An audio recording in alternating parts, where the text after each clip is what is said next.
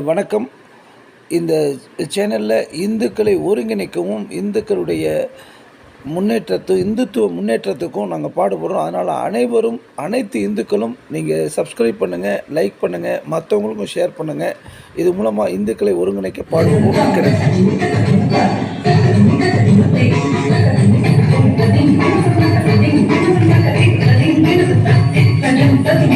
ஒரு மாநாட்டின் வெற்றி என்பது அங்கு வரக்கூடிய கூட்டத்தின் அளவை பொறுத்தே என சொல்லலாம். ஆம், இங்கே எதிர்பார்க்கப்பட்டது ஒரு 1000 பேர் வருவாங்க அப்படின்னு சொன்னாங்க. 200 பேர் வந்திருந்தால் கூட சக்ஸஸ் தான். ஏன்னா ஒரு 100க்கு மேற்பட்ட இந்து அமைப்புகளுடைய தலைவர்கள், முக்கியஸ்தர்கள் அவங்க தான் இதில் கலந்துக்கிட்டு இருக்காங்க. ஆனால் அதுவுமே பார்த்திங்கன்னு சொன்னால் ஏறத்தாழ அளவு கடந்து, ஏன்னா இதில் மூணு ஸ்டோரி பில்டிங், இதில் 3லையுமே ஃபுல்லாக இருக்கிற அளவுக்கு ஏறத்தாழ 2000 பேர் இதில் அதுக்கு மேலேயே கலந்துக்கிட்டு இருக்காங்க. அந்த அளவுக்கு ஃபுல்லாக நடத்தப்பட்ட ஒரு மகாநாடு ஒரு வெற்றிகரமாக அமைந்தது. அப்போ ஃபஸ்ட்டு சக்ஸஸ் கூட்டம் மிகவும் சக்ஸஸ்ஃபுல்லாக அமைச்சு. அடுத்தது இந்துக்கள் மிகவும் வலி நிறைந்த, அதாவது இந்து விரோத போக்கை நாட்டிலெங்கும் பார்க்கக்கூடிய சூழ்நிலையில் எல்லோரும் இந்த கூட்டம், அதாவது தமிழ்நாட்டில் பணம் கொடுத்து கூட்டுற கூட்டம்னாங்க, இல்லை, இது வலிக்கு மருந்து தேடி வந்த கூட்டம். இன்றைக்கி இந்த மாதிரி இக்கட்டான சூழ்நிலை இருக்கும், இதுக்கு சரியான வழி கிடைக்குமா அப்படின்னு சொல்லி உள்ள கூட்டம். அதுவும் ஏறத்தாழ மத்தியில் ஆட்சி அமைந்து சரியான நேரத்தில் கூட்டப்பட்ட கூட்டம் அப்படின்னு கூட சொல்லலாம்.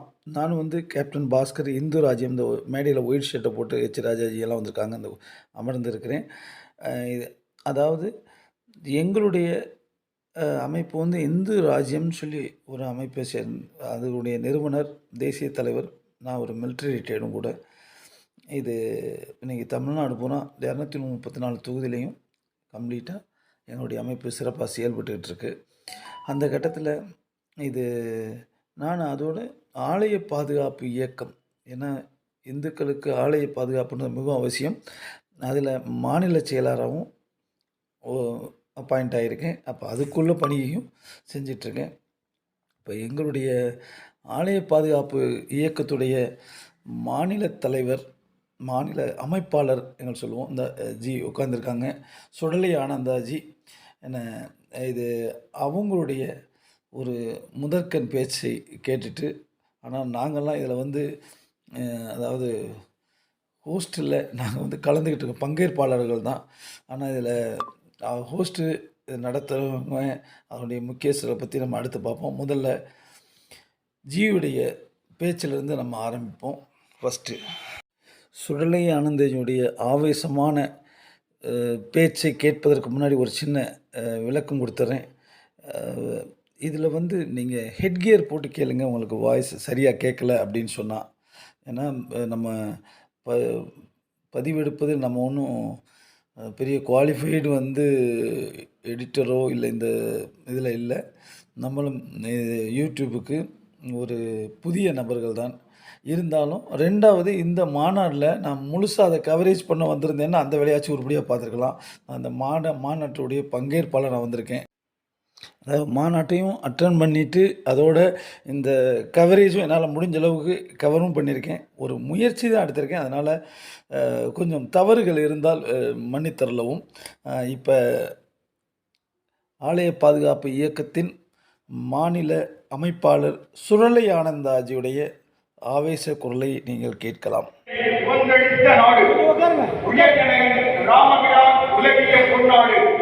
கண்ணன் விளை நாடெல்லாம் கண்டுகடி நாடு, கண்ணனோடு பஞ்சவர்கள் காத்த தனி நாடு, தன்மை நிலை புற்றரவர் தர்மமணன் நாடு, தகைமையுடன் வைடுவதம் தமிழ் பிறந்த நாடு, மன்னமரும் கைகாலும் வைத்த புகழ் நாடு, பகைவர்களும் தொழுதேற்றும் வாழ்ந்த நாடு சொல்லுங்க. ஒரு 2 வரி. வான்மலை திருக்குறள் தந்த வைடுவதியே, வேதம் 4 மாபாரத வியாசந்தியே, சிவம்பி செத்த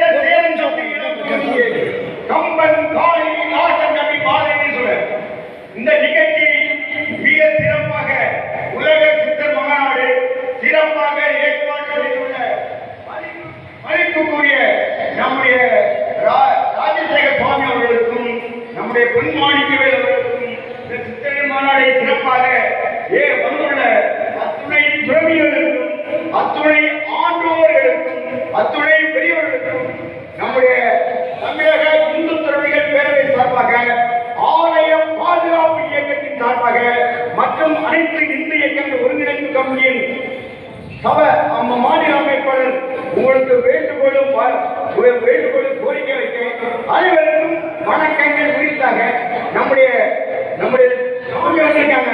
வீரப்ப சுவாமியார் தவச்சேரி வீரப்ப சுவாமி அவர்கள் துறவிகள் மாநாட்டுக்கு வந்திருந்தாங்க. துறவிகள் மாநாடு நம்முடைய தேர்தலுக்கு முன்னாடி நடத்தலாம்.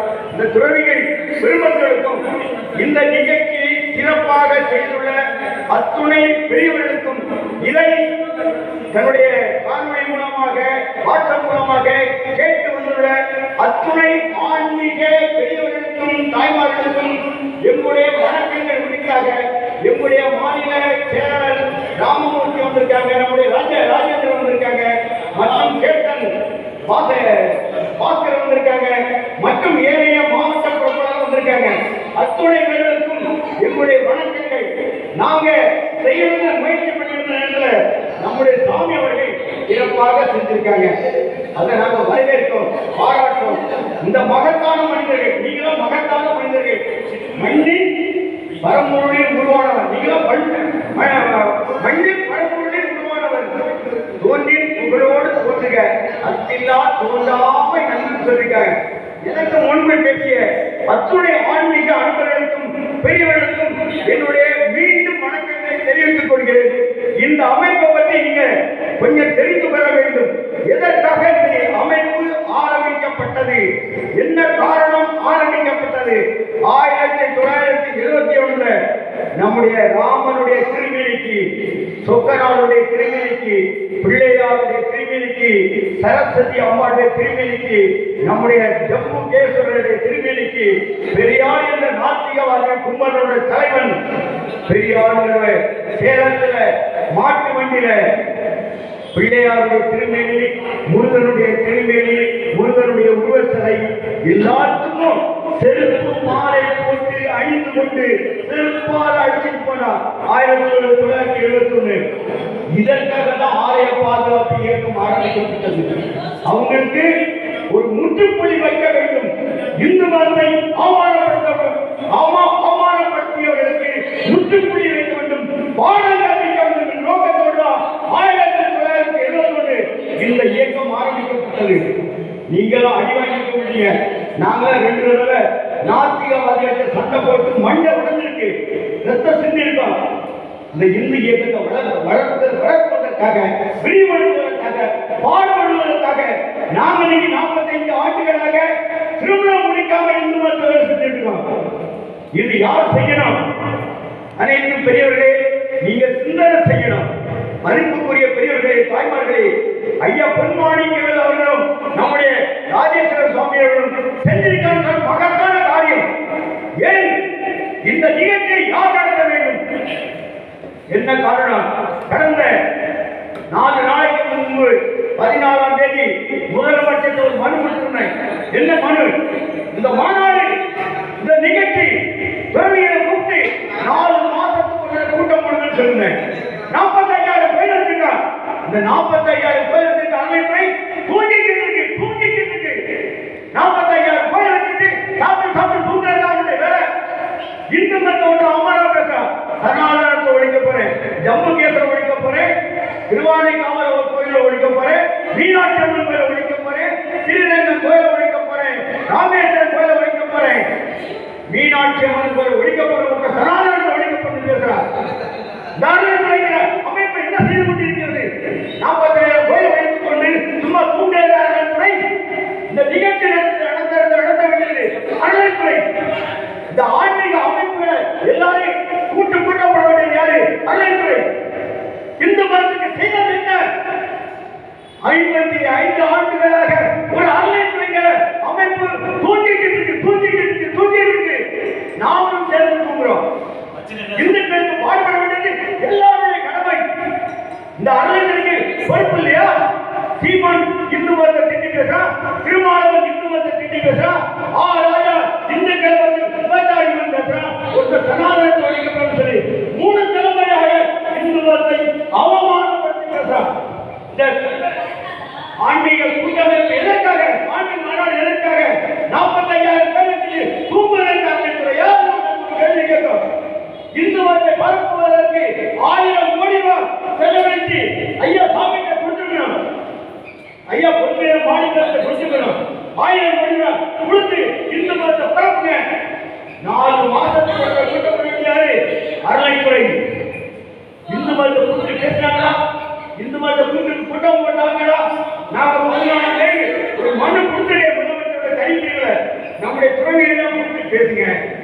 இந்து இயக்கங்கள்லாம் கூப்பிட்டு பேசுங்க. துறவிகள் நம்ம வீரகுண்ட சுவாமி இருக்காங்க, அவங்க எல்லாம் கூப்பிட்டு பேசுங்க. இந்த துறவியெல்லாம் கூப்பிட்டு பேசுங்க. ஆன்மீக அமைப்புகள் எல்லாத்தையும் கூப்பிட்டு பேசுங்க. உளமாற படிப்பு செஞ்சா கூட கூப்பிட்டு பேசுங்க. ஒரு சொத்து 2 சொத்துல 45,000 கோயில் சொத்து. பழனி கோயில மட்டுமே 350 கோடி ரூபா. ஒரு வருஷத்துக்கு வருமானம் 350 கோடி ரூபா. இந்த படம் எங்க போகுது? இந்த படம் எங்கேயா போகுது? ஒரு வருஷத்துக்கு 350.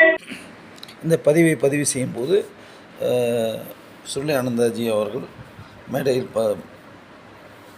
அதாவது சொற்பொழிவு ஆற்றும்போது நான் 3வது மாடி இருந்ததுனால இங்கே நேராக இருந்த அந்த வீடியோ ஸ்க்ரீனில் இருந்து பதிவு பண்ணது. அதனால் என்னுடைய அந்த பதிவு கிளியரில் இருந்தாலும் அவங்க ஏறத்தாழ 45,000 கோயில்கள் அறநிலையத்துறையில் இருக்குது. அதில் ஏறத்தாழ 350 கோடி வருடத்திற்கு, அதாவது ஒரு நாளைக்கு 1 கோடி ரூபாய் வருடத்திற்கு லாபமாக பார்க்குறாங்க. அதெல்லாம் என்ன செஞ்சுட்டு அறநிலையத்துறை தூங்கிக்கிட்டு இருக்கா அப்படின்னு சொல்லி ஒரு கேள்வி கேட்டிருக்காங்க.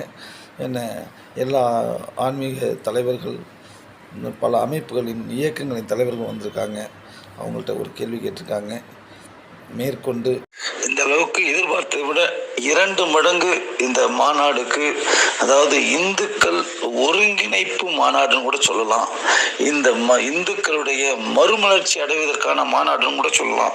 இந்த மாநாடுக்கு 2 மடங்கு அளவுக்கு கூட்டம் காலையிலிருந்து இரவு 7 மணி வரைக்கும் தொடர்ந்து வந்துட்டு இருக்காங்க அப்படின்னு சொன்னால் அதுக்கு எந்த அட்ராக்ஷனில் வர்றாங்க அப்படின்னு சொன்னால் அதுக்கு முதல் காரணம், முக்கிய காரணம் நமது முன்னாள் காவல்துறை ஐபிஎஸ் அதிகாரி பொன் மாணிக்கவேல் ஐபிஎஸ் அவர்கள், அதாவது சிலை கடத்தல் தடுப்பு துறையில் மிகவும் அற்புதமான சாதனை புரிந்தவர்கள் அப்படின்னு சொல்லலாம்.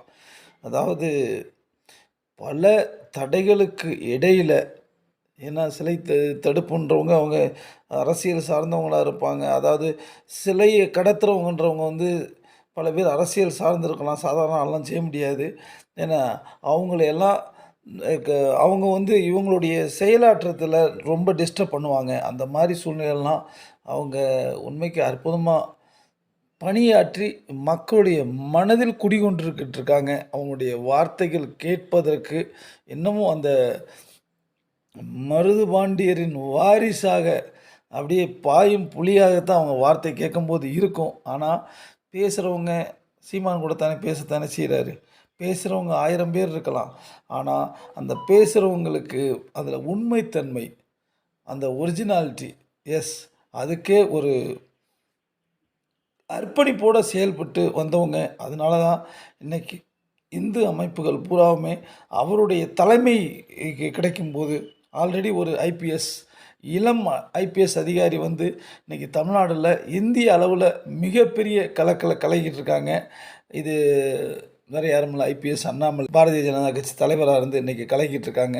ஈவன் மத்திய மந்திரி இப்போல்லாம் சர்வசாதாரணமாக கிடச்சிருந்துருக்கும். அதெல்லாம் எனக்கு தேவையில்லை, நான் தமிழ்நாட்டுக்கு தான் சர்வீஸ் பண்ணுவேன் அப்படின்னு சொல்லி அவங்க பண்ணிகிட்ருக்காங்க. அப்படி அவங்க இருக்காங்கன்னு சொன்னால் அடுத்த ஐபிஎஸ் அதிகாரி களமிறங்கியிருக்காங்க நம்ம இந்துக்களுடைய பாதுகாவலனாக. அப்படின்னும் போது அந்த அட்ராக்ஷன்லாம் வந்திருக்காங்க. மாநாட்டின் பங்கேற்பாளரை பற்றி தெரிஞ்சுக்கிட்டோம், மாநாட்டிற்கு தலைமை ஏற்கிறவங்களை பற்றி தெரிஞ்சுக்கிட்டோம். இப்போ அடுத்த அறிமுகம், இதுக்கெல்லாம் மையப்புள்ளி, இப்படி ஒருங்கிணைக்க வேண்டும், இந்துக்களை ஒருங்கிணைத்தே தீருவேன் அப்படின்ற அந்த குறிக்கோள் உருவானது எங்கு? அது குறிக்கோள் சாதாரண வார்த்தையாக கூட சொல்ல முடியாது.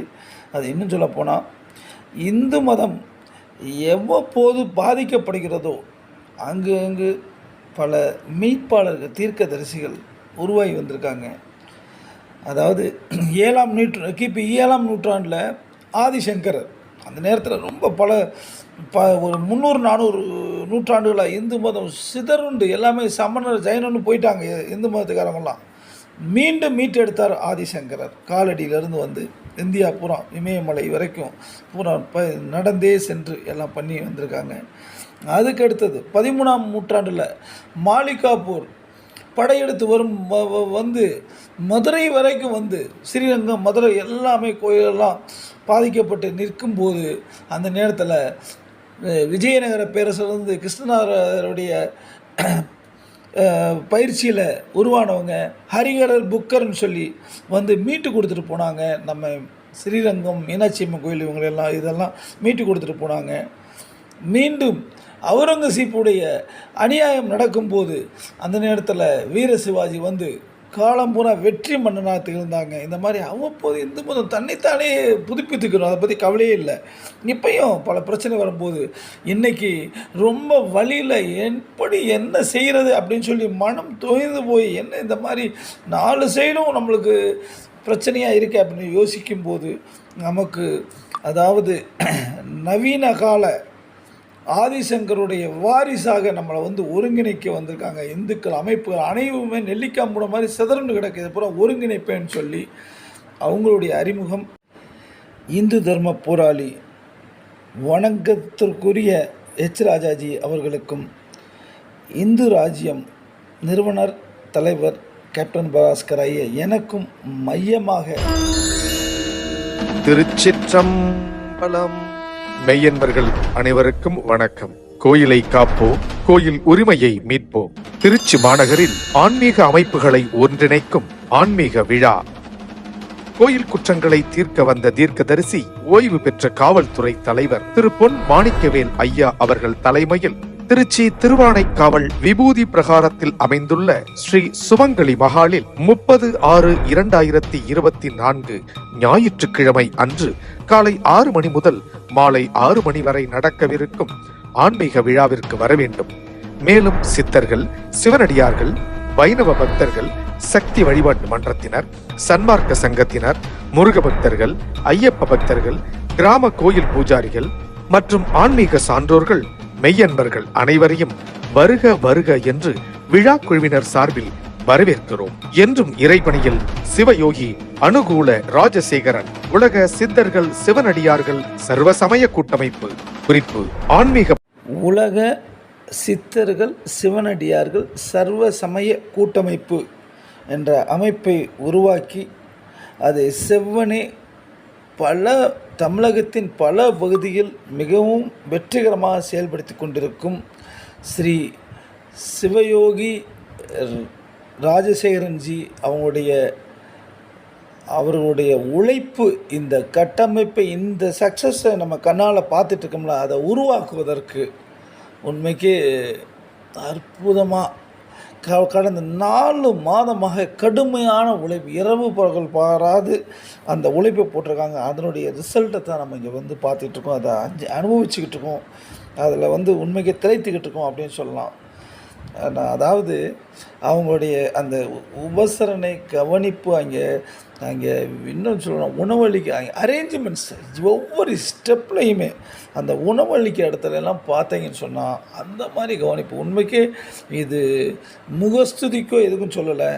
ஒருத்தவங்க கூப்பிட்டு கேட்டேன், ஏம்மா உங்கள் பெத்த பிள்ளை கல்யாணத்துக்கு கூட இந்த மாதிரி கவனிக்க மாட்டாங்கம்மா, அந்த மாதிரி நீங்கள் கவனிச்சுக்கிட்டீங்கன்னா எங்கள் பெத்த பிள்ளை கல்யாணம் கூட வாழ்க்கையில் ஒரு முறை நடக்குங்க, இது நாங்கள் தொடர்ந்து செஞ்சுக்கிட்டு இருக்கோங்க அப்படின்னு சொல்லி உண்மைக்கு அந்த மாதிரி உணவு ருசி எல்லாமே அந்த மாதிரி அந்த விருந்தோம்பல் எல்லாமே வாவ், ஸ்டார் ஹோட்டல்லாம் சும்மாங்க அந்த மாதிரி டேஸ்ட்டு, அந்த மாதிரி ஒரு உபசரிப்பு அந்த மாதிரி அருமையாக பண்ணியிருந்தாங்க உண்மைக்கு. ஏன்னா அதோடு சேர்த்து இந்த கட்டமைப்பை இதெல்லாம் சாதாரணம் இல்லைங்க. ஏன்னா இந்துக்கள் நம்ம இந்த மாதிரி பாதிக்கப்பட்டு இருக்கிறதுக்கே காரணம் வந்து என்னென்னு சொன்னால், நம்ம வந்து எப்போவுமே இது நம்ம டிஎன்ஏல உள்ள இந்துக்களுடைய ஒரு மிகப்பெரிய பலகீனம். ஏன்னா அங்கேருந்து வந்தவங்க, வெளிநாட்டு படையெடுப்பில் வந்தவங்க வெறும் 3000 பேர் தான், எப்போயுமே 30,000 தாண்டவே இல்லை. ஆனால் இங்கே வந்து அவங்க வரும்போது 30, இன்றைக்கி தான் 140 கோடி, அன்றைக்கி 30 கோடி பேரை ஆண்டுட்டு போனாங்க. 3000 வெர்சஸ் 30 கோடி, கொஞ்சம் யோசிச்சு பாருங்கள் ஆண்டாங்கன்னா. ஏன்னா நம்ம வந்து எப்போவுமே ஒன்று சேர மாட்டோம், நம்ம பாதிக்கப்படாத வரைக்கும் நம்ம எப்போவுமே திரும்பி பார்க்க மாட்டோம். ஈவன் கூட பிறந்த அண்ணனே கஷ்டப்பட்டால் கூட, யாராச்சும் ஒருத்தவங்களாம் பாதிக்கப்பட்டால் கூட, அந்த ஆள் சேட்டைக்காரங்க அவருக்கு வேணுங்க அப்படின்னு சொல்லிட்டு போகக்கூடிய அந்த மாதிரி குணமுள்ள நபர்கள் அவங்கள ஒருங்கிணைத்து, இல்லை நம்ம ஒருங்கிணைத்தான் வேண்டும் அப்படின்னு சொல்லி கொண்டு வந்திருக்காங்கன்னா, அது உண்மைக்கே இந்த நேரத்தில் அது சிவயோகி ராஜசேகரன்ஜியினால் தான் மட்டும்தான் முடியும் அப்படின்னு சொல்லலாம். அந்த மாதிரி ஒரு அற்புதமான பணியாற்றிருக்காங்க. வார்த்தையினால் சொல்லி மாளாதுன்னு தான் நான் என்னை பொறுத்த வரைக்கும் சொல்ல முடியும். இந்த நிகழ்ச்சியை என்னால் முழுமையாக கவர் பண்ணவும் முடியாது, இருந்தால் நான் முயற்சி தான் பண்ணியிருக்கேன். ஆனால் உண்மையில் என்னென்னு சொன்னால், ஒரு அற்புதமான நிகழ்ச்சி. எங்கள்கிட்ட வந்து ஏறத்தாழ 1.25 லட்சம் உறுப்பினர்கள் இருக்காங்க. தமிழ்நாட்டில் 40 டிஸ்ட்ரிக்ட்லேயும் இருக்காங்க. அதில் எல்லாரையும் மேக்ஸிமம் அதாவது ஒவ்வொரு சட்டமன்ற தொகுதி தலைவர்களையும் வர சொல்லியிருந்தாங்க. ஏதாவது ஒரு 40 டிஸ்ட்ரிக்ட்லேருந்து ஒரு 20 மாவட்ட தலைவர்கள் வந்திருந்தாங்க. ஆனால் உண்மையை பார்த்தீங்கன்னு சொன்னால், இங்கே யார் பங்கு கொள்ளலையோ அவங்க கொடுத்து வைக்காதவங்கன்னு தான் சொல்லலாம். அந்த மாதிரி அற்புதமான நிகழ்வு என்ன வர்ணிக்க இயலாது. இருந்தாலும் நீங்கள் கண் கொண்டு பாருங்கள். அடுத்த நிகழ்ச்சி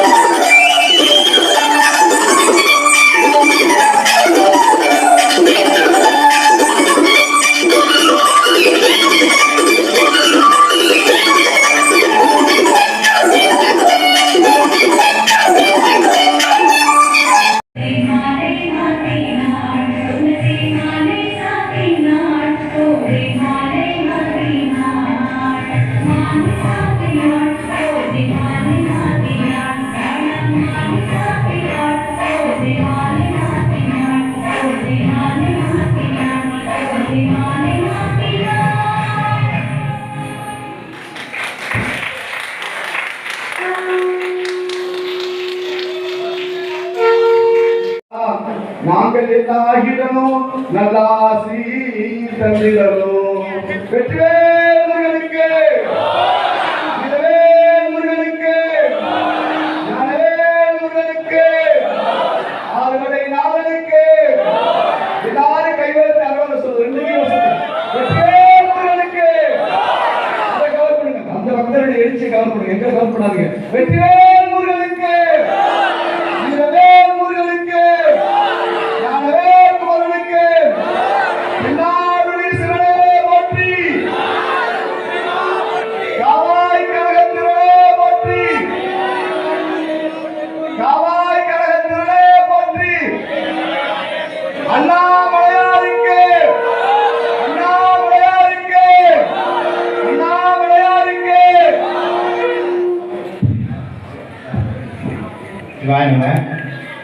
அதாவது குலதெய்வ வழிபாடு அதுக்கு சிறந்தவர் நம்மளுடைய ஐயா தான். அவருடைய குரல் தான் சிம்ம குரலும். பிராமணர் எதிர்ப்புங்கிற ஒரு கொள்கையை நம்ம நாட்டில் தொடர்ந்து விதைச்சிட்டு இருக்காங்க. கிட்டத்தட்ட ஒரு 60, 70, 100 ஆண்டுகளுக்கு மேல.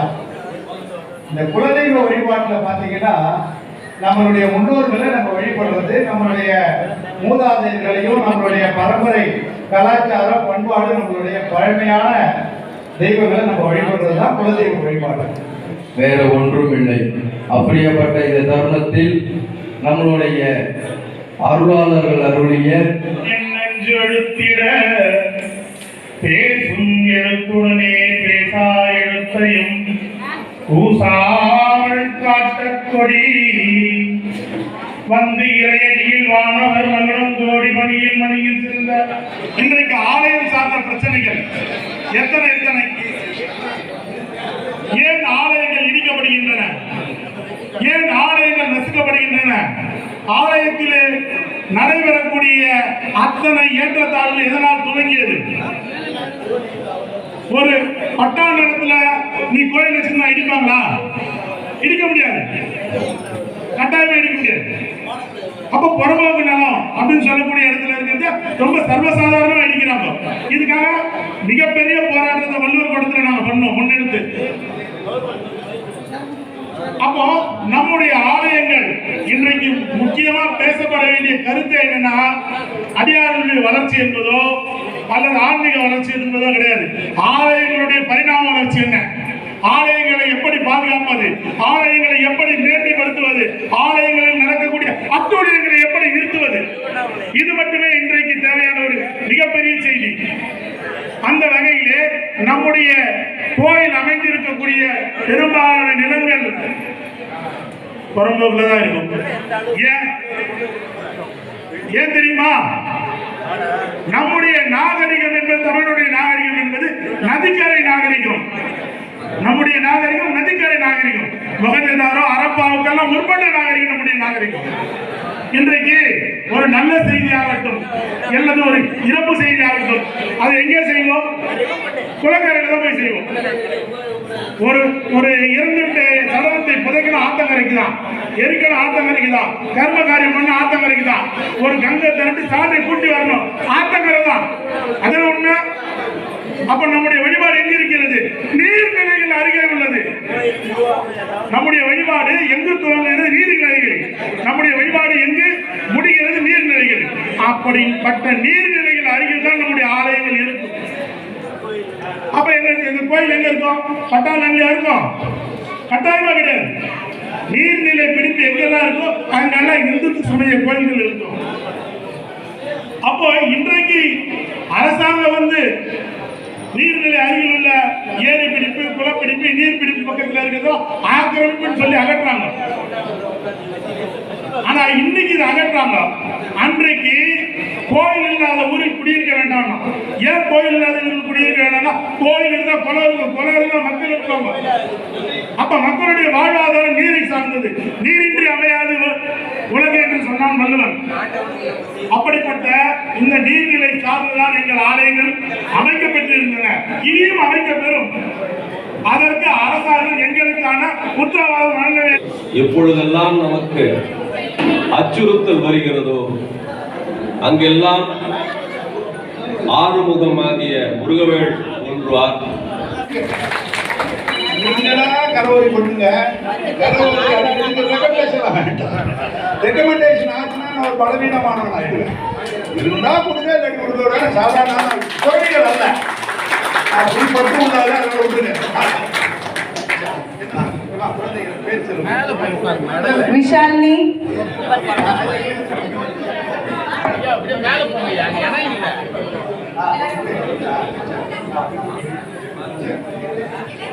விஷாலினி,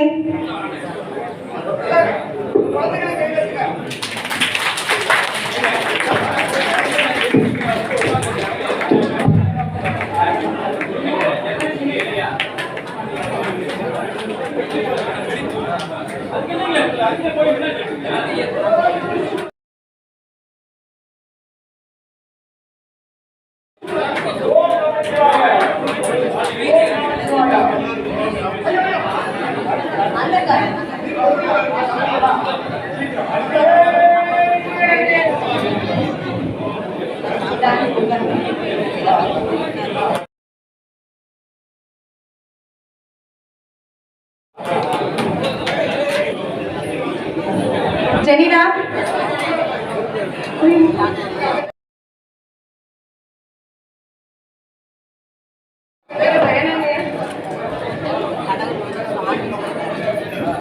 காயத்ரி.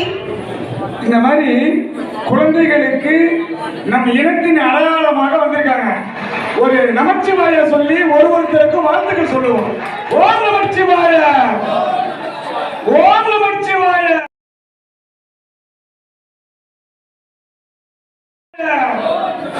இந்த மாதிரி சொல்லும் போதுதான் அந்த குழந்தைகளுக்கு ஊக்கமா இருக்கும். நம்ம இனத்தை புரிய வைக்கணும்.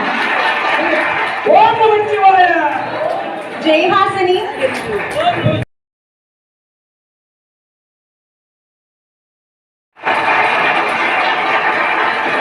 சுபஷிதா,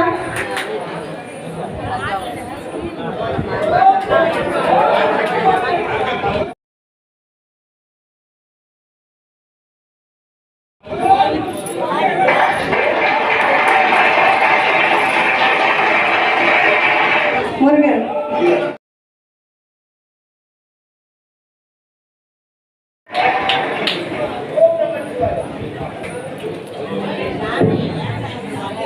ஸ்பூர்த்தி, ஓம் நமச்சிவாய. கனகோபம் ஓம் நமச்சிவாய ஓம் நமச்சிவாய நமச்சிவாய. தென்னாட்டுடைய சிவனே போற்றி, தென்னாட்டவர்க்கும் இறைவா போற்றி. திருச்சிற்றம்பலம். பிரதீஷா. சிவபெருமான் மகாதேவர். தப்பா எடுத்துக்கலன்னா சொல்றேன், தப்பா எடுத்துக்கலாம் பரவாயில்ல. கல்வெட்டுகள்ல ஒரு 1000 வருஷத்துக்கு முன்னாடி இருக்கக்கூடிய, எப்ப பார்த்தாலும் 1000 வருஷம் சொல்லுவாங்க. எக்ஸாக்டா சொல்றேன், கல்வெட்டு ஆரம்பிச்சது ரொம்ப அதிகமா எழுந்தது உலகத்து இந்தியாவோட புல் கல்வெட்டை எடுத்துக்கிட்டா. இதை நீங்க ரெக்கார்ட் பண்ணிக்கலாம். இந்தியாவோட 100 விழுக்காடு கல்வெட்டு ஃபுல்லா எடுத்துக்கிட்டீங்கன்னா அந்த 100 விழுக்காடு 80 விழுக்காடு கல்வெட்டு எங்க இருக்கு அப்படின்னு சொல்ல முடியுமா? கேட்டா நல்லா இருக்கும். யாராவது கை தூக்குனாங்க. யார் சார்? கொஞ்சம் தமிழ்நாட்டுல ஊர்ல 80 விழுக்காடு தென்னிந்தியாவில் இருக்கு. தென்னிந்தியாவில் இருக்கக்கூடிய கல்வெட்டை 80% எடுத்துக்கிட்டா, 100% எடுத்துக்கிட்டா, அந்த 100 விழுக்காடுல 80 விழுக்காடு தமிழ்நாட்டில் இருக்கு. நீங்க சொல்ற கரெக்ட் தான். அதுல தமிழ்நாட்டில் இருக்கு. தமிழ்நாட்டில் இருக்கக்கூடிய கல்வெட்டுகளை 100 விழுக்காடு எடுத்துக்கிட்டீங்கன்னா அதுல 80 விழுக்காடு சோழர்களுடைய கல்வெட்டு. நம்மளுடைய வரலாற்றை, நம்மளுடைய முன்னோர்களுடைய வரலாற்றை வகை சாற்றக்கூடிய கல்வெட்டில் இருக்கக்கூடிய பெரிய பெரிய நல்ல வழிமுறைகள், ஒழுக்க நெறிகள், நம்ம முன்னோர்கள் கண்டுபிடிச்ச எல்லாமே அது மூலமா வெளியே எடுக்கலாம். இவையெல்லாம் எடுக்கப்பட்ட இடத்துல சினிமா தேட்டர் கிடையாது. அதே மாதிரி கட்சிகளுடைய அறிவாலயமோ இல்ல வேற எதுவோ மற்ற கட்சிகளுடைய ஆபீஸ்ல எழுதப்படல. இது எல்லாமே கோயில்களுடைய சேக்ரெட் தூண்கள் எழுதப்பட்டிருக்கு, வால்ஸ்ல எழுதப்பட்டிருக்கு சுவத்துல. இப்படிப்பட்ட கல்வெட்டுகளை நம்மளுக்கு வந்து கொடுத்துருக்காங்க. கொஞ்சம் கசப்பா இருக்கும் எல்லாருக்கும். ஆனா கசப்பா இருக்கிறதால ஏத்துக்கிடணும். 1000 வருஷத்துக்கு முன்னாடி அதுல வந்து ஈஸ்வரன் அப்படிங்கிறது வரல. ஈஸ்வரன் வரல. சவுண்டரை கொடுக்க வேண்டாம். ஈஸ்வரன் வரல அப்படின்னா என்ன சார் வந்திருக்கு? பரமசாமின்னு எழுதுறாங்க. எழுதப்பட்டிருக்கு. மகாதேவன் எழுதப்பட்டிருக்கு. தஞ்சாவூர் கோயில் இருக்கு. தஞ்சாவூரோட கோயில் பேரு சொல்லுங்க. சொல்லுங்க. பிரகதீஸ்வரர் கோயில். ரைட். அப்ப கல்வெட்டுல பார்க்க போகும்போது பிரகதீஸ்வரர் கோயில் இல்ல, பேர் இல்ல. சத்தியம் சத்தியம் சத்தியம். பெருவுடையார் கோயில் இருக்கா? இல்ல. சத்தியம் சத்தியம் சத்தியம். அப்ப அப்படி என்ன பேர்ல இருக்குன்னா ஸ்ரீ ராஜராஜேஸ்வரம் அந்த கோயில் பேரு. ஐயா பேரு ராஜராஜேஸ்வரமுடைய மகாதேவன். அதுக்காக தான் அம்மாவை மகாதேவர் ஒரு வார்த்தை சொல்லிக்கிடுங்க. அதுக்கு பிறகு ஈஸ்வரன். மகாதேவன். நம்ம தென்னாட்டுடைய சிவனே போற்றி, தென்னாட்டவர்க்கும் இறைவா போற்றி.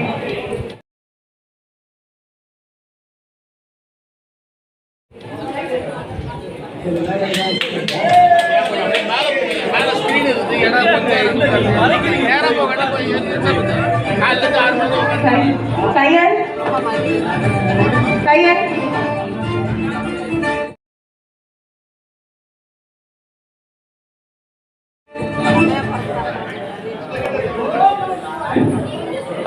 தீபதர்ஷினி. மேல இடத்துக்கு போங்க. ஐயா அப்படியே மேல போங்க. ஐயா மேல போங்க. எத்தனை தடவை சொல்லுவாங்க அவங்க? உட்காந்து கூட எதுக்கு உட்காந்துறாங்க? அப்படியே மேல போங்க. மேல தேடி போறோம். கல்வெட்டுல முக்காவாசி இடங்கள்ல முக்கியமான கோயில் இருக்கும்போது நம்ம விநாயகர் தனியா பாக்குறோம், பிள்ளையார் பாக்குறோம். கல்வெட்டுல வரும்போது விநாயகர் பிள்ளையார் அப்படி ஒரு வார்த்தை வருது. தஞ்சாவூர்ல இருந்து 30 கிலோமீட்டர்ல ஒரு நல்லூர்னு ஒரு ஊர் இருக்கும். அந்த கோயில்ல இருக்கக்கூடிய பிள்ளையாருக்கு பேரு அகம்படி பிள்ளையார் எழுதிய கல்வெட்டுல. நெக்ஸ்ட்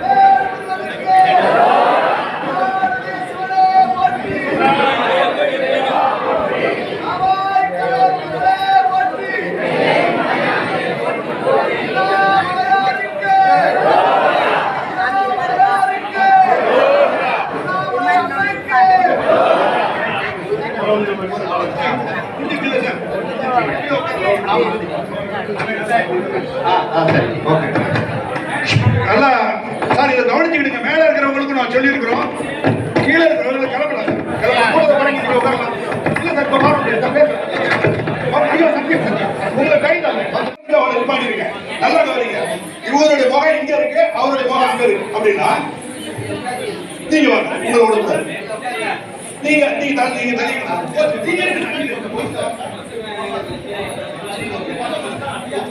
இவர் அப்படி இருக்காரு. என்ன காரணம்னா அவர் ஒரு இயக்கத்தை வச்சிருக்காரு, இவர் ஒரு இயக்கத்தில் இவரில் இருக்கிற மெம்பர் அங்க வந்துருவாங்க, அங்க இருக்கிற மெம்பர் இங்க வந்துருவாங்க. எந்த மெம்பர் எங்க போனாலும் பரவாயில்ல. என்ன ஆனா கருத்து வேறுபாடு உங்களுக்கு இருக்கும். கருத்து வேறுபாடை விட்டுதான் செய்யணும், விட முடியாது. காரணம் அது பலம். அதே ஒரு பலம். எனக்கு வயசு பத்தாது, மனம்னா கெட்டாது, கோபம் மாதிரி ஒரு மனம் கெட்ட எண்ணத்துல கருத்து வேறுபாடு போகவே போகாது. கருத்து வேறுபாடு இந்த இடங்கள்ல மட்டும் குறைச்சிக்கிடு. இந்த இடங்கள்ல எப்படி நீங்க இருக்கணும்னா சார் 2 பேரும் மாற்றி தெரிஞ்சு இருக்கு சார். கை கொடுங்க சார். அவர் வெயிலாரு, ஓ என் மெம்பர்ஷிப் பண்ணி எடுக்கிற, ஓ மெம்பர்ஷிப் பண்ணாரு, மனுஷுக்குள்ள 2 பேருக்குள்ள போகுது. இதெல்லாம் நீங்க எல்லாம் இருக்கலாம். கூட ஆள் வரமாட்டாங்க. 10 விழுக்காடு கன்வர்ஷன் ஆயிருக்கு. எத்தனை வருஷம்? 10 விழுக்காடு. போன 10 பாப்புலேஷன் வரப்போகுது. வந்துச்சுன்னா 10 விழுக்காடை காணோம், இந்துக்களை காணோம். 10 விழுக்காடு இந்துக்கள் போயிட்டாங்க. ஆனா எங்க இருக்காங்கன்னா வேற மாதிரி போயிட்டாங்க. அதனால கவனிச்சுக்கிடுங்க. இதோட நான் பேச்சை நிப்பாட்டிக்கிறேன். இது போக என்ன என்ன பிரச்சனைனா ஒரு சில காரியத்தை நான் சொல்லுவேன். இப்ப இவர்கிட்ட சொல்ல போறேன். இப்போ ஒரு இவங்ககிட்ட கேட்கிறேன், நீங்க தான் தப்பா எடுத்துக்கிட்டீங்களா சார் உள்ள? இப்ப தெய்வம் வைக்கிறாங்கல்ல, நிகழ்ச்சியில் இருக்க 35 தெய்வம் வைக்கிறாங்க, நம்ம கொண்டு வரணுமா கொண்டு வரக்கூடாது? கை தூக்குங்க சார். சார் அவருக்கு உடன்பாடு இல்லை, அந்த அம்மாவுக்கு உடன்பாடு இல்லை, அவருக்கு உடன்பாடு இல்லை, எல்லாம் பண்றாங்க. டெல்லிக்காருக்கு உடன்பாடு இல்லை, டெல்லிக்கார் வேணும் சார். என்ன கேட்காம கை தூக்குறாங்க சார்.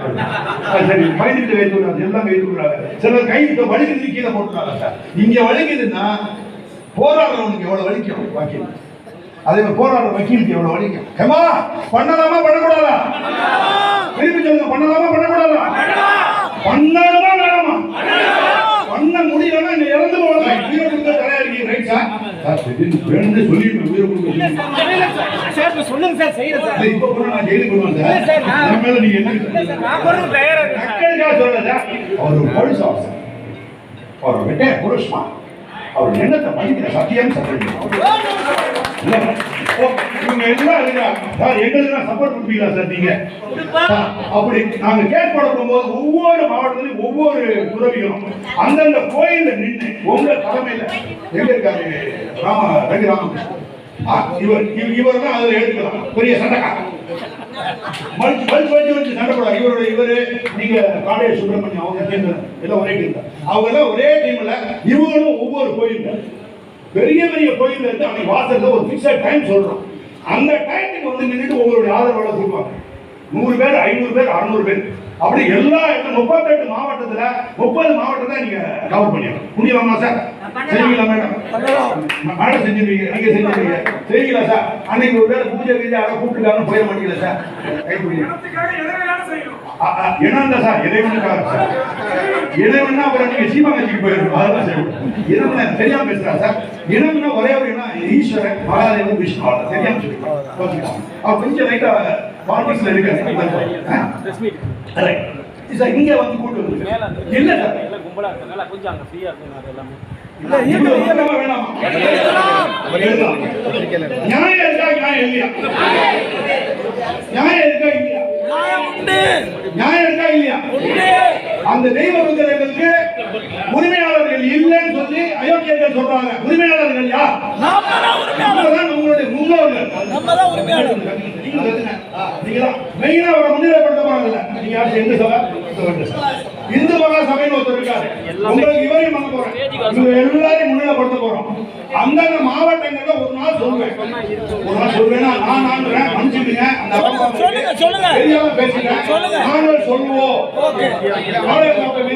ஒரே மனிதனாக ஆலயம் காப்போம்.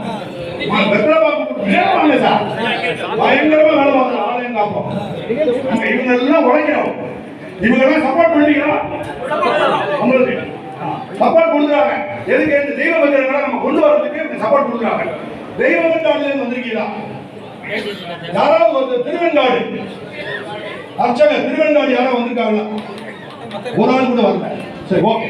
அப்ப அந்த ஊர்ல இருந்து ஒருத்தவங்க கிடைச்சாங்கன்னா அடிஷனலா போறது நல்லா. மேடம், நாகர்களுக்காரங்க மேடம், நீங்க இங்கிலீஷ் உங்களுக்கு நல்லா தெரியும், நீங்க போடலாமா?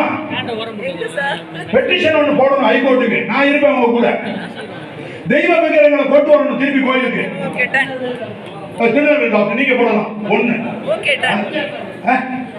நான் விட மாட்டேன், மறக்க மாட்டேன். மேடம், மேடம் உங்க பேரு?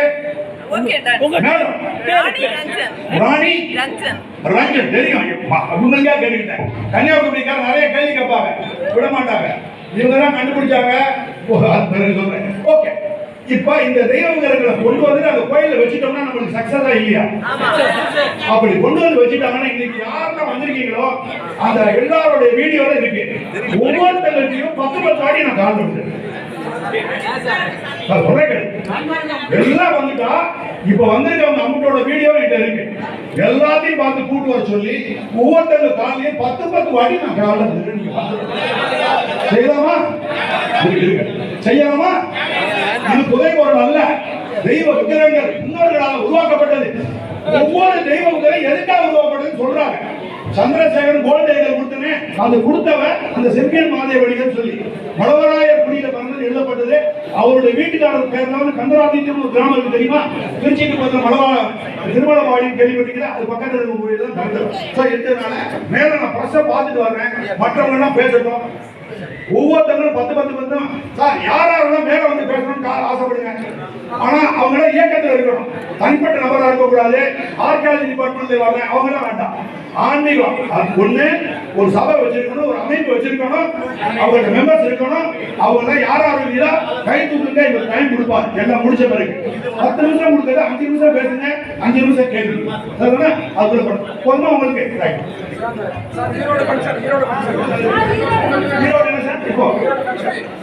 ஈரோடு கோயில கட்டிக்கிறா, கோயில கட்டிட்டு இருக்கா. ஈரோடு நான் வர்றேன் சார். திருக்கல்யாணம் பண்ண அதுக்கு நான் வர்றேன், அதுக்கு வர்றேன். அப்புறம் எல்லாரும் போன் நம்பர் போட்டு உயிர்மொழி எடுத்தீங்க. என் போன் நம்பர் எல்லாம் எழுதிங்க. 96 000 வாய் வலிச்சிருச்சு. இந்த வந்து 99 6 96 000 அதாவது 96 000 43 44 2 இது ஒண்ணு. உங்களுடைய நம்பர் ஏற்கனவே இருக்கு. அப்புறம் பிரஸ்ஸை பார்த்துட்டு வந்து பேசுறேன். அது வரைக்கும் பேசுங்க. 10 நிமிஷத்துக்கு மேல யாருக்கு இடம் இல்லை. வர்றவங்க யாரும் தங்களுடைய பெருமைகளை பேச வேண்டாம், முற்றோதங்களை பேச வேண்டாம். எல்லாம் முடிஞ்சு போச்சு. எப்படி ஒருத்தமே கொண்டு வரணும்? ஏன் ஒருத்தமே இல்லை? எப்படி கொண்டு வரலாம்? அதை மட்டும் பேசணும். ஒரு போட்டோ எடுத்துக்கிறேன்.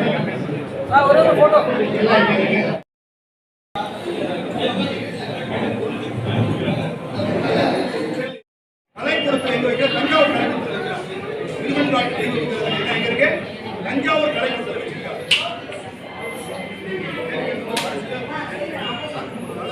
நியாயமா நியாயம் இல்லாத முன்னாடி எல்லாரும் சொல்லலாம். எல்லாருமே எனக்கு ஆமா ஆமா ஆமா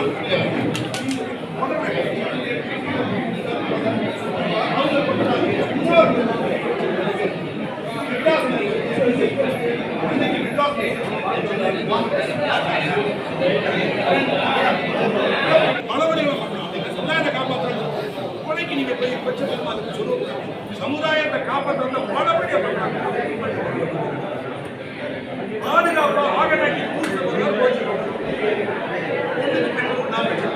வச்சுட்டு என்ன சொல்றாங்க? ஐயோ படையெடுப்பு வந்துருச்சு, வேற ஆளுங்க வர்றாங்க, உடச்சிட்டு போயிடுவாங்க, என்னை மன்னிச்சுக்கோ, பூஜை எல்லாம் பண்ணி உள்ள வைக்கிறேன். அபாயம் போன மாதிரி ஒரு வெளியே அது வரைக்கும் குடத்தையும் கர்ப்பையும் உள்ள வச்சு அப்படின்னா உள்ள படைக்கப்பட்டவர்கள் எல்லாமே மூலவர்களுக்கு ஈக்குவலா வரும். மூலவ மூர்த்திக்கு ஈக்குவலா வரும். மூளை மூர்த்தி கோயிலை விட்டு வெளியே வர மாட்டாங்க. ஏன்னா பெர்மனண்டா ஸ்டோன்ல இருப்பாங்க. இவங்க பெட்டர்ல செய்யப்பட்டதால வெளியில வந்து கும்பிடுவாங்க. வெளியில போடும்போது இதை பொலிட்டிசைட் பண்ணிட வேண்டாம். டெமோக்ரட்டைசிங் தி வர்க்ஷிப் அப்படின்னா எப்படின்னா எல்லாரும் அவமானப்படுறது இல்லை. போகக்கூட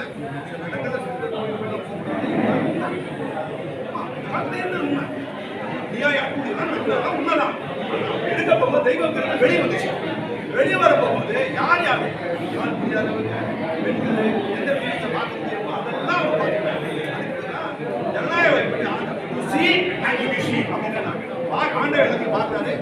ஆண்டவன் அடியார்களால காக்கப்படுகிறார். அதுக்கெல்லாம் பாத்தீங்கன்னா அந்த உச்சத்தில் நடக்கும்போது இது வரப்போ பாத்தீங்கன்னா ஏத்தாப்புல கண்ணாடி யாருக்கு தெரியுமா? ஒரு ஆள் திரும்பி சிரிக்கிறவங்க முதல்ல அந்த கோயில்ல வாய்ப்பு இருக்கா இல்லையா? 13 ரூபாய் எப்படி இல்ல 13 ரூபாய் முறைகேடு நடக்குமா?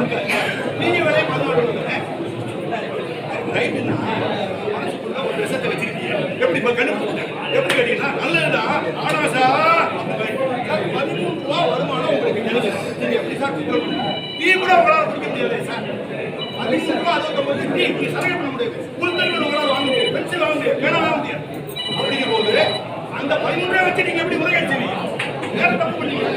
13 ரூபாய் எப்படி எப்படி உங்களுக்கு அந்த 13 ரூபாய் கோயில அரணத்துல எத்தனை கோயில் எடுத்திருக்கேன்?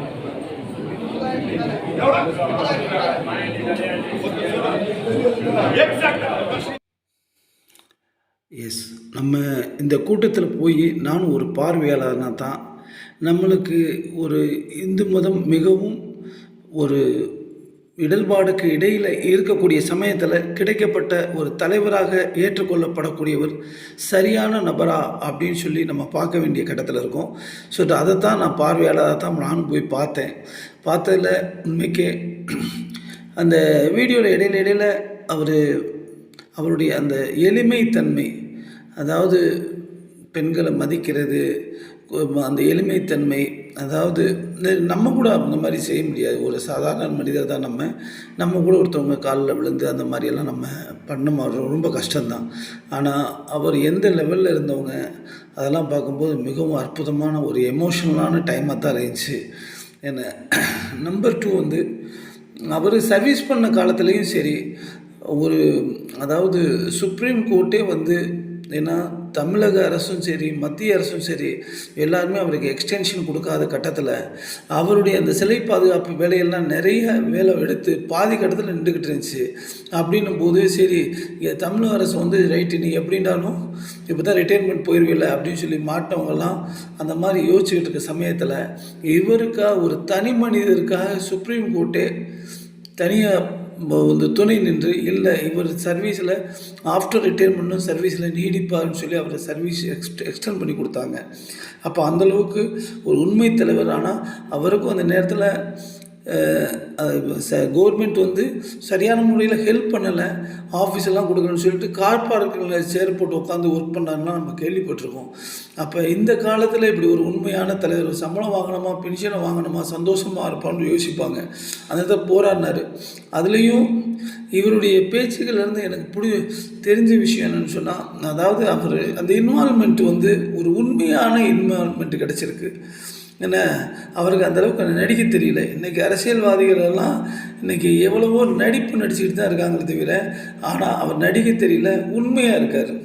உண்மையாக இருக்கும்போது அந்த கொஞ்சம் தவறுகள் இருக்கும். ஏன்னா எல்லாமே வந்து அந்த வாய்ஜாலத்திலேயே செய்யணும். அந்த மாதிரி இல்லாமல் ஒரிஜினலாக ஒரு உண்மை மனிதன் கிடச்சிருக்கான்னு இருக்கலாம். அப்போ உண்மைக்கு நம்ம தோள் கொடுப்போம், ஒத்துழைப்போன்றது தான் என்னுடைய வேண்டுகோள். இன்னும் அவர் சிலை தடுப்பு துறையில் இருந்ததுனால அவனுக்கு ஒரு இன்வால்மெண்ட் இருக்குது. அவருடைய வார்த்தையில் இன்றைக்கி பேசும்போது ஒரு வார்த்தை எனக்கு ரொம்ப பிடிச்சிருந்துச்சு. அதாவது இதை பூரா அந்த சிலைகள் பூரா 2200 சிலைகள் கடத்தப்பட்டிருக்கு. இந்த சிலைகளுக்கு அதையும் கொண்டு போய் கேலரி நிறைய சிலைகள் கடத்தி மீட்கப்பட்டதும் கூட கேலரியில் வச்சுருக்காங்க. நம்ம சிலைகள் கேலரியில் வைக்கிற பொருள் இல்லை, ஏன்னா அது காட்சி கூடத்தில் வச்சுருக்காங்க. காட்சி கூடத்தில் வர்றவங்க ஃபாரினர்ஸ் வர்றாங்க, இவங்கெல்லாம் வர்றாங்க அப்படின்னு சொன்னால் அவங்க என்ன பார்ப்பாங்க ஒரு சிலையில்? அதுலேயும் 180% இது தேவி எங்களுடைய பெண் தெய்வங்களுடைய இதாக தான் இருக்குது.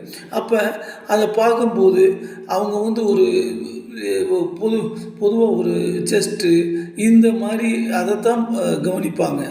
ஏன்னா ஒரு அழகு பொருளாக தான் பார்ப்பாங்க, காட்சி பொருளாக தான் பார்ப்பாங்க. அப்படி பார்க்கும்போது என்னுடைய தாயை என்னுடைய சகோதரியை ஒருத்தவங்களை அந்த மாதிரி ஒருத்தவங்க காட்சி பொருளாக பார்த்தாங்க கவனித்தாங்கன்னா அதுக்கே நம்ம ஆத்திரம் வந்துடும், நம்ம விட மாட்டோம். ஆனால் என்னுடைய தெய்வத்தை அந்த மாதிரி பார்க்குற அப்படின்னு சொன்னால் அது நம்ம அனுமதிக்க முடியாது. இன்னும் சொல்லப்போனால் இதில் இது வெளிநாட்டில் இருக்கிறது கூட ஓகே, நம்ம காட்சியகத்தில் வச்சுருக்கிறது நம்ம தமிழ்நாட்டுக்குள்ளே நம்மளுடைய தெய்வத்தை இதை ஏற்றுக்கிட்டு 180% இந்துக்கள் இருக்கிற இடத்துல இதை ஏற்றுக்கிறது எப்படி ஏற்றுக்கிறாங்க இன்னும் இருக்கிறவங்க. அப்போ இதுக்கு போராடணும், இதுக்கு என் கூட நீங்கள் எல்லாரும் எனக்கு சப்போர்ட் பண்ணணும் அப்படின்னு சொல்லி கேட்குறாரு. அப்போ மிகவும் ஒரு துல்லியமான ஒரு தலைவர் கிடச்சிருக்காரு. குறைகள் இருப்பது தான் மனிதர், ஆனால் குறைகளாகவே சொல்லலை. அவர் பேசும்போது எனக்கு பல இடத்துல உண்மைக்கு கண்கள் இதில் உண்மைக்கு கதறி அழுதேன் ஒரு சில இடங்களில். இங்கே என்ன இது பக்கத்தில் வீடியோ எடுத்துக்கிட்டு கூட என்னை கவனித்து பார்த்தாங்க. ஏன்னா ஒரு உண்மையான தலைவர் கிடைச்சிருக்காரு, ஒரு உண்மைக்காக போராட விரும்புகிறாரு. அப்படி மனிதனுக்கு நம்மலாம் சப்போர்ட் பண்ணணும் அப்படின்றது தான் என்னுடைய வேண்டுகோள். அப்போ ஒரு சரியான தலைவர் கிடைத்திருக்கிறார் அப்படின்னு சொல்லலாம். நம்பர் 2, இந்த மாதிரி கூட்டமைப்புகள் இப்போ அடுத்தது நெக்ஸ்ட்டு 14 ஜூலையில் இருக்குது. அப்போ அந்த 14 ஜூலையில் வரும்போது நீங்கள் ஒவ்வொருத்தவங்களும் அதுக்காக நீங்கள் மட்டும் வர்றது மட்டும் இல்லை, ஒவ்வொருத்தவங்களும் அதுக்காக ஒர்க் பண்ணணும். அதாவது நம்மளை சார்ந்தவர்கள் ஒரு குடும்பத்துக்கு ஒரு ஆளாச்சும் என்னங்க நம்மள ஒரு மாதத்துக்கு ஒரு நாளாச்சும் நம்மளுக்காக கொடுக்கறது கூடாதா? அவங்கவுங்க ஒரு நாளைக்கு 5 தடவை தொழுகிறாங்க. ஆனால் நம்மெல்லாம் எவ்வளவோ நம்முடைய மூதாதையர்கள் எவ்வளவோ இதை நம்ம இந்துவாக இருக்கிறதுக்காக அவங்க எவ்வளவோ போராடி இருக்காங்க. தோலுரிக்கப்பட்டவங்க இருக்காங்க, உயிர் தியாகம் பண்ணவங்க இருக்காங்க. அப்படி பல பேர் கடைசி வரைக்கும் கண்ணை தோண்டினாலும் குருடாக்கப்பட்டாலும் உடம்புல தோலையே உரிச்சா கூட இல்லை என்னுடைய தெய்வம் என்னுடைய இந்து மதம் தான் முக்கியம்னு சொல்லி வாழ்ந்துட்டு போயிருக்கவங்க இருக்காங்க. அவங்களுடைய சந்ததிகள் நம்ம என்ன செய்கிறோம்? நம்ம அப்போ இந்த மாதிரி உழைப்பவர்களுக்கு ஒத்துழைப்பு மட்டும் கொடுக்க இவங்களை எல்லாத்தையும் இருகரம் கூப்பி வேண்டி கேட்டுக்கொள்கிறேன். அப்போ எல்லோரும் வாங்க, நீங்கள் மட்டுமில்லை உங்களை சார்ந்தவங்களை யார் யார் வராங்கன்னு சொல்லி, யார் யார் நீங்கள் வர்றீங்க, எத்தனை பேர் வர்றீங்கன்னு சொல்லி நீங்கள் இந்த கமெண்ட்ஸ் பாக்ஸில் போடுங்க. நம்ம எல்லாம் ஆர்கனைஸ் பண்ணுவோம். வர்ற 14 தஞ்சாவூரில் உங்களுக்கு இடம் எல்லாமே அறிவிக்கப்படும் ஷார்ட்லி. அப்போ இந்த மாதிரி ஒரு அற்புதமானதில் நீ அனைவரும் நான் வேண்டிக்கிறது என்னென்னா, நம் ஒவ்வொரு இந்துக்களும் ஒரு இயக்கமாக மாறணும்.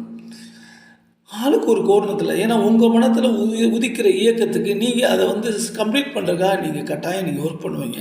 அப்போ அந்த இதுக்காக ஒர்க் பண்ணுங்கள். ஒருத்தவங்க கோயில் பாதுகாப்பாக இருக்கலாம், இல்லை உங்கள் பகுதியில் உள்ள கோயில்களை சுத்தம் பண்ணுறதா இருக்கலாம், இல்லை உங்கள் பகுதியில் ஒரு விளக்கு பூஜை பண்ணுறதா இருக்கலாம். என்னென்ன காரியம் பண்ணுறதோ நீங்கள் ஒரு சைடாக ஆரம்பிங்க, நீங்கள் அந்த வேலையை செய்யுங்க. நாங்களும் உங்களோட சப்போர்ட் பண்ணுறோம். நாங்கள் செய்கிற வேலைக்கு நீங்கள் எங்களோட சப்போர்ட் பண்ணுங்கள்.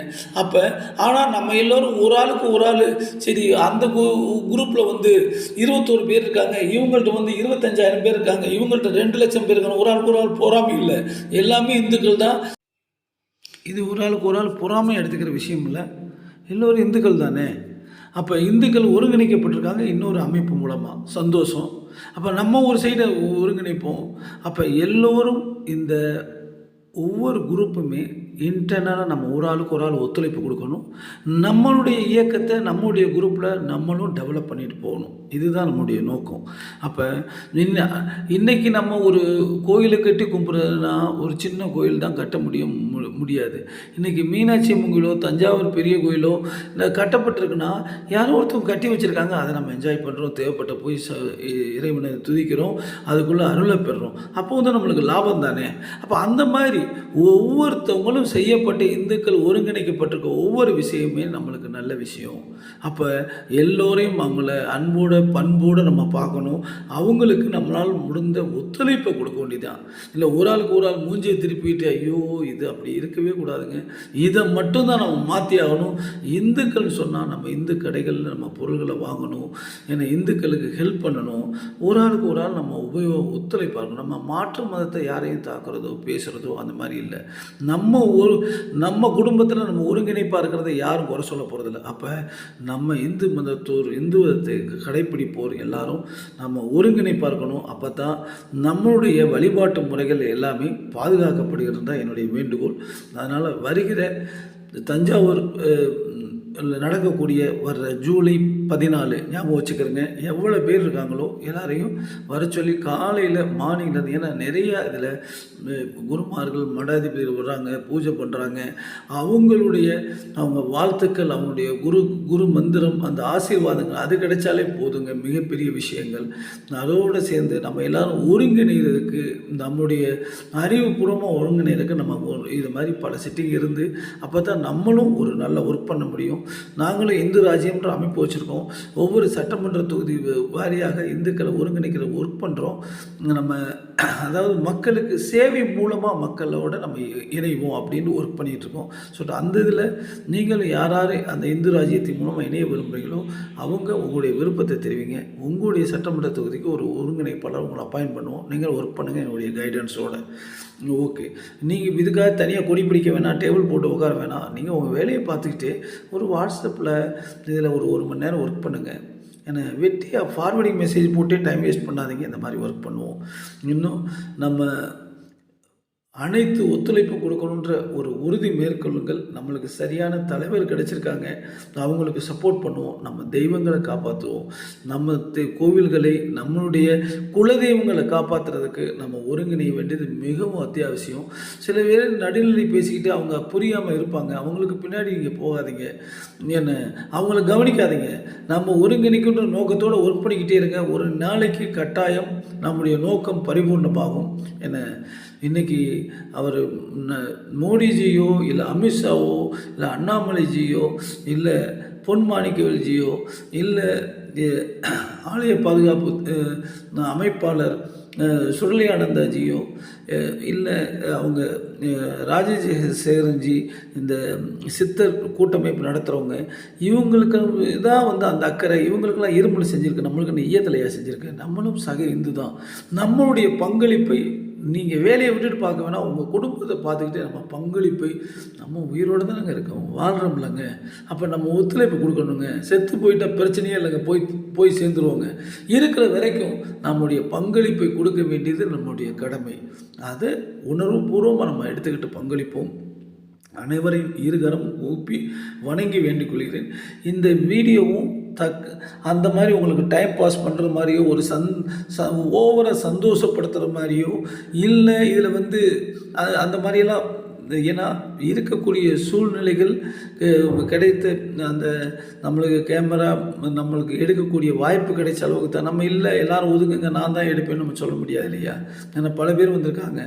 அப்போ அந்த வாய்ப்புகள், ஏன்னா நானும் இந்த கூட்டத்தில் பங்கெடுக்கிறதுக்கு தான் வந்திருக்கேன். அப்படின்னும் போது அதுக்கு கிடைத்த வாய்ப்பை பயன்படுத்தியிருக்கேனே தவிர உங்களுக்கு ஒரு இன்ஃபர்மேஷனை கொண்டு சேர்க்கறதுக்கு நான் முயற்சி பண்ணியிருக்கேன், அவ்வளோதான். என்ன நடந்தது, நீங்கள் வர தவறுனதுனால நீங்கள் பார்க்க தவறியது என்ன பண்ணுறாங்க அப்படின்ற ஒரு விஷயத்தை தான் உங்களுக்கு கொண்டு சேர்க்கறதுக்கு முயற்சி பண்ணியிருக்கேன். அதாவது அந்த வீடியோவின் தரம் குறைவாக இருக்கலாம், ஆனால் நோக்கம் பெரிது. நம்ம எல்லோரும் இந்துக்கள் ஒருங்கிணையணுங்க. ஏன்னா நிறைய இழந்துட்டோம். இன்றைக்கி உலகத்தில் எந்த மூலையில் தோண்டி பார்த்தாலும் அது சிவலிங்கமும் இது விநாயகர் சிலையும் தான் இருக்குது. அப்போ உலகம் பூராவுமே ஆட்சி செய்து உலகம் பூராவுமே கட்டுக்குள் வைத்திருந்த இந்து மதம் தன்னுடைய பைத்தியக்காரத்தனத்தினால, அதாவது நாங்கள் எல்லாரும் சம்மதம், எல்லா மதமும் சம்மதம்னு சொல்லி இப்படி பைத்தியக்காரம் பண்ணி இன்றைக்கி கடைசியில் முள்ளிவாய்க்காலுக்குள்ளே எப்படி விடுதலை புலிகள் சின்ன பகுதியில் முதல்ல 200 கிலோமீட்டருக்குள்ளே இருக்கிறேன்றாங்க.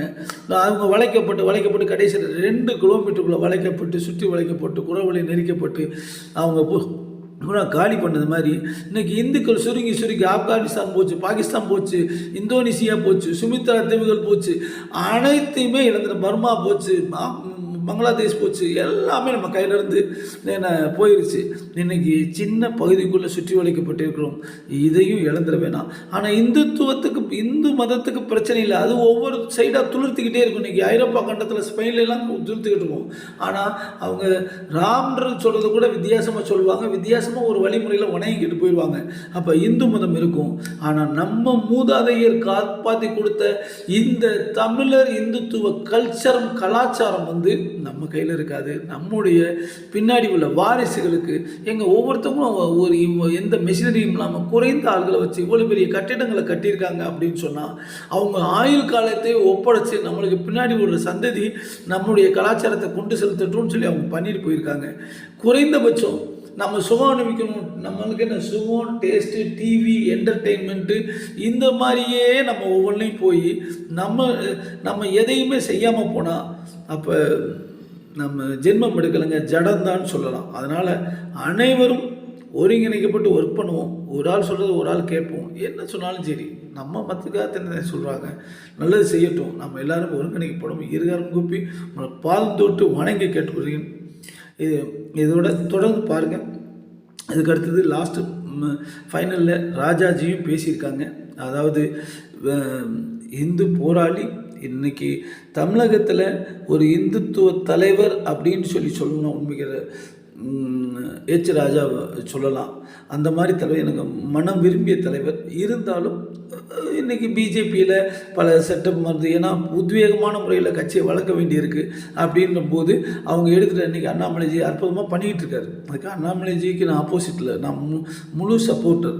இன்றைக்கி அதாவது பிஜேபியே அண்ணாமலையை எதிர்த்தா கூட நான் அண்ணாமலைக்கு தான் சப்போர்ட் பண்ணுவேன். ஏன்னா ஒரு மிகவும் அற்புதமான தலைவர், அனைத்து விதத்துலேயும் ஒரு சூட்டபுளாக ஒரு தமிழ்நாட்டுக்கு இன்றைக்கி வாழும் காமராஜராக நம்மளுக்கு கிடச்சிருக்காங்க. அப்படின்னும்போது நம்ம அவங்களுக்கு முழுசாக சப்போர்ட் பண்ணணும். அதோட நம்ம மட்டும் ஓட்டு போட்டால் பத்தாது, ஒவ்வொரு ஆளும் ஒரு 100 ஓட்டுகளை நம்ம சாதாரணமாக பேசும்போது, 4 பேர்கிட்ட பேசும்போது, ஏங்க ஒரு நல்லது நடக்கணுங்க, ஒரு நேர்மையான மனிதர்கள் கிடைச்சிருக்காங்க. இவ்வளவு நாள் கள்ளச்சாராயம், லஞ்சம், ஊழல், என்ன இப்படி பொய் அப்படின்னு சொல்லி பேசுறதெல்லாம் பொய் அப்படின்னு நம்மளெல்லாம் பைத்தியக்காரங்க நினச்சிக்கிட்டு இருக்காங்க இந்த அரசியல்வாதிக. இவங்களுக்கு முன்னால் ஒரு மாற்றாக நம்ம வரணுங்க அப்படின்னு சொல்லுங்கள். சொல்லிக்கிட்டே இருங்க, ஆட்டோமேட்டிக்காக வருவாங்க.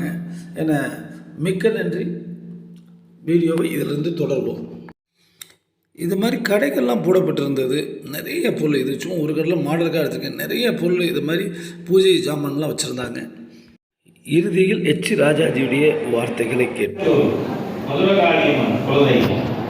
நான் தான் 15 நிமிஷம் ஒரு வீடியோவே போட்டேன். அப்ப அந்த சமயத்தில் மகாபலிவர் வெளியில் உட்கார்ந்து அங்க இருக்கக்கூடிய உடையார் சமுதாயத்தை சேர்ந்தவர் பூஜை பண்ணி விபூதி கொண்டு வந்து கொடுக்கிறார்.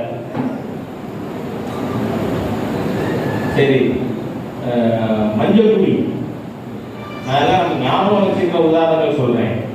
சுவாமி தயானந்த சரஸ்வதி அவர்களுடைய குலதெய்வம் கோயில் இருக்கு, அங்காளபரமேஸ்வரர். அங்க யார் அர்ச்சகர்? வடையாச்சியார் தான் அர்ச்சகர், வேற யாரும் போக்கியார். சுவாமி தயானந்த சரஸ்வதி மிகப்பெரிய சன்னியாசி, உலகம் போன்ற இந்து தலைவர். அவர் கோயிலுக்குள்ள போக முடியுமா? அவர்தான். அதுலயும் அவர் போகலாம், அவர் பங்காளி போகலாம், பையன் போகலாம், பேரன் போகலாம். மக வீட்டுக்காரர் போக முடியுமா? போக முடியாது. ஆகவே இத ராஜா சொல்லல, சுப்ரீம் கோர்ட் அதோட தீர்ப்புல 1971 சேஷம்மாள் அண்ட் அதர்ஸ் கேஸ்ல சுப்ரீம் கோர்ட் கேட்கிற அரசாங்கத்தையே மொத்தம் அறநிலையத்துறையில எத்தனை கோவில் இருக்கு? 44,000. அதுல ஆகம விதிமுறைப்படி உள்ள கோவில் எத்தனை? 3000. அப்ப மீதி 41,000. நீங்க பாருங்க எவ்வளவு தூரம் நம்ம இந்து சமுதாயத்தை சிதைக்க வேண்டும், உடைக்க வேண்டும், வேதங்களை உருவாக்க வேண்டும்ங்கிறதுக்காக இவர்கள் பேசுற விஷயம். அனைத்து சமுதாயத்திலும் அச்சரா, எல்லாரும் அச்சரா இருக்காங்க. ஏன் பட்டியல் சமுதாய மக்கள் அச்சரா இருக்கிற கோவிலுக்கு நம்ம போறது இல்லையா? இந்து பங்காளி கோவில். ஆக எல்லா இடத்துலையும் மேல்மலையின் ஒரு கங்காளம்மன் கோயில், யாரும் இன்னொரு சமுதாயத்தை சேர்ந்தவர்கள் அர்ச்சகரா இருக்கலாம். ஆகவே சமுதாயத்தில் எல்லா சமுதாயத்திலும் இந்து மதத்தில் ஒன்றுதான். ஒருத்தர் பூஜை பண்ணி கொண்டு வர விபூதி தான் மற்றவர் வாங்கிக்கிறார். அவர் எவ்வளோ பெரியவராக இருந்தாலும் பற்றி. ஆகவே நம்ம இந்து சமுதாயத்தை பிளவுகளை ஏற்படுத்துவதற்காக இந்து விரோத சக்திகள் இந்த மாதிரி சுப்ரீம் கோர்ட் ஜட்ஜ்மெண்டே சொல்லியிருக்காங்க. சேஷமால் அண்ட் அதர்ஸ் கேஸ்ல உடைச்சு பேசுறார் கேள்வி. எத்தனை கோவில் இருக்கு அறநிலைத்துறையில? 44,000. ஆகம விதிமுறைப்படி கோவில் எத்தனை? 3000. அப்ப மீதி. ஆகவே நாம இந்த அரசாங்கத்தினுடைய அறநிலைத்துறையினுடைய திட்டம் சதி இந்த சமுதாயத்தை பிளவுபடுத்துவது. ஆகவே நாம இதுக்கு இடம் கொடுக்க கூடாது. ஆண்டவன் முன்னால் எல்லாரும் சமம். ஆனா அந்தந்த கோவிலுக்கு ஒரு நியதி ஒண்ணு. நீங்க கௌமார சம்பிரதாயத்துல கௌமார ஆகமத்துல கட்டின கோயில் நம்ம ஊர்ல இருக்கு தெரியுமா? பைரூர் முருகன் கோயில் சைவ ஆகமோ வைஷ்ணவ ஆகமோ கிடையாது, அது கௌமார ஆகமம். அந்த மாதிரி ஒன்று தான் இருக்கும், ஆனா இருக்கு. ஆகவே இந்த ஆகம விதிமுறைப்படியான கோவில்களுக்கும் மற்ற கோவில்களுக்கும் அனாவசியமா இவங்க ஜாதி சண்டையை இந்து சமுதாயத்தில் கொண்டு வரணும் அப்படிங்கிறதுக்காக. அதோடு மட்டுமல்ல,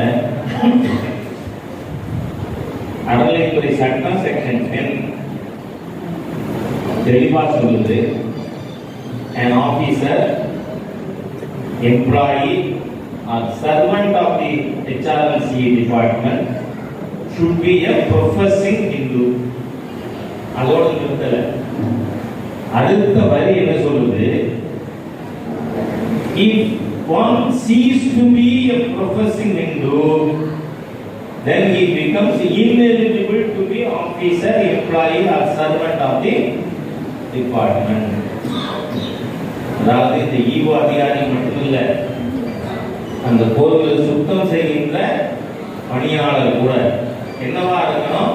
ப்ரொஃபஸிங் ஹிந்து, இந்து மதத்தை அனுசரிப்பவரா இருக்கணும்.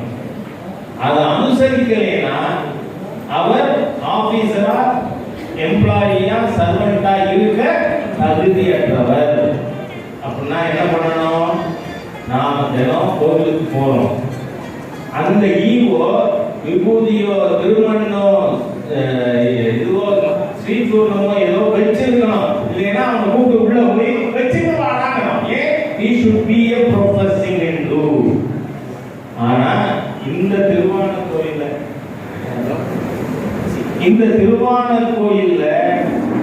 இந்த அகிலாண்டேஸ்வரி கோவில்ல ஒரு தரம் ஈவோ எங்க இருக்காருன்னு கேட்டேன். அப்ப சொன்னாங்க, அவர் கொடிமரத்துக்கு உள்ள வரணும். ஏன்? இது சாத்தானின் இடம்னு அவரை. எங்கள் சேனல் மூலமாக இந்துக்களுடைய ஒருங்கிணைப்பிற்காகவும் ஒற்றுமைக்காகவும் அனைத்து இந்துத்துவத்தையும் ப்ரமோட் பண்ணிக்கிட்டு இருக்கோம். அதனால் அனைவரும், உங்கள் குடும்பத்தில் உள்ள அனைவரும், உங்களை சார்ந்தவர்கள் அனைவரையும் சப்ஸ்கிரைப் பண்ண சொல்லுங்கள், லைக் பண்ண சொல்லுங்கள், ஷேர் பண்ண சொல்லுங்கள். மிக்க நன்றி.